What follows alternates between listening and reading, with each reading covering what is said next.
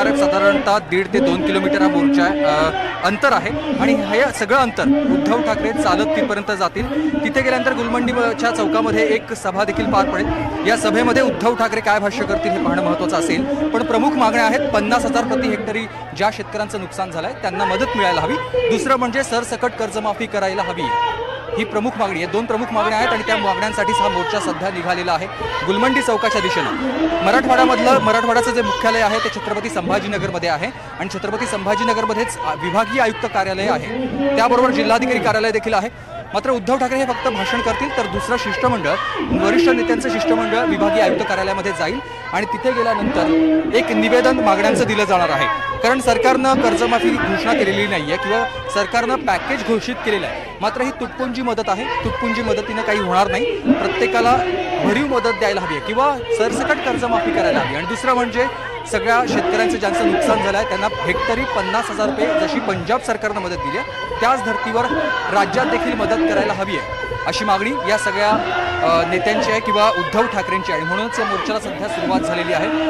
उद्धव ठाकरे या मोर्चात सहभागी झालेत स्वतः आणि त्यांच्यासोबत आदित्य ठाकरे देखील आहेत। पूर्ण 1.5-2 किलोमीटरचं जेवढं हे अंतर असणार आहे म्हणजेच क्रांती चौकापासून ते गुलमंडी चौकापर्यंत तिथपर्यंत उद्धव ठाकरे चालत या मोर्चामध्ये जाणार आहेत। भव्य असा विराट मोर्चा आपण बघतोय।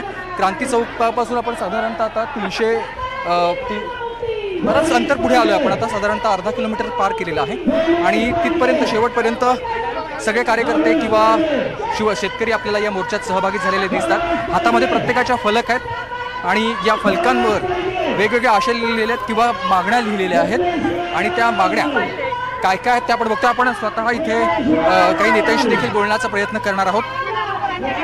स्वतः चंद्रकांत खैरे देखील या मोर्चामध्ये सहभागी झालेले आहेत, आपण त्यांच्याशी देखील बोलण्याचा प्रयत्न करूया।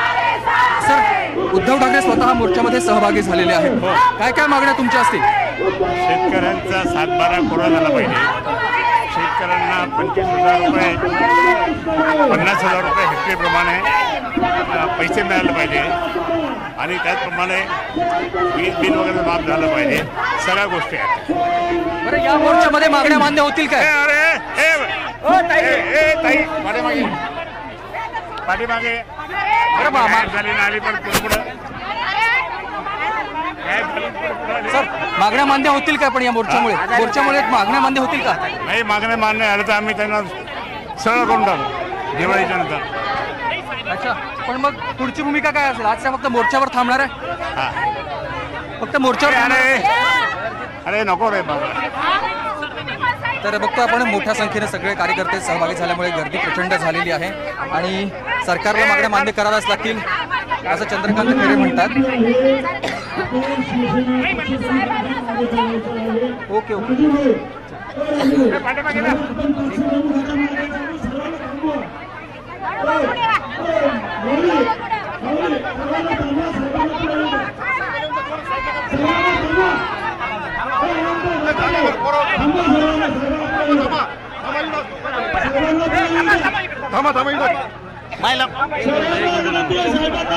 सगळ्यांना आपण बोलणार आहोत, पण तत्पूर्वी इथे उद्धव ठाकरे आपण बघतो थोडे मागे आहेत।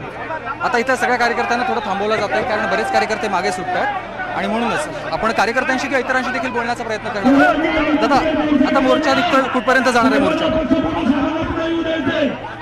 कुठपर्यंत मोर्चा जाणार आहे? कुठपर्यंत मोर्चा जाईल? शेवटपर्यंत उद्धव साहेबांचं भाषण ऐकून जात नाही। अच्छा, इथून कुठून शेतकरी आलेत? सगळे शेतकरी पूर्ण मराठवाड्याभरून शेतकरी आलेले, परभणी तिथून सर्वीकडून परभणीवरून आलेले, काही हिंगोलीवरून आलेले, काही नांदेडवरून आलेले, सर्व जागेवरून आलेले। काही काय काय मागणी असणार आहे?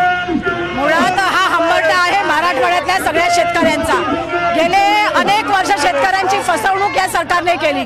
सरसकट कर्जमुक्ती करतो असं म्हणाले पण त्यांनी केली नाही, निवडणुकीपुरता फक्त ही आश्वासनं दिली आणि आता अतिवृष्टीमध्ये हवालदिल झालेल्या शेतकऱ्यांना हेक्टरी 50,000 रुपये मिळाले पाहिजे।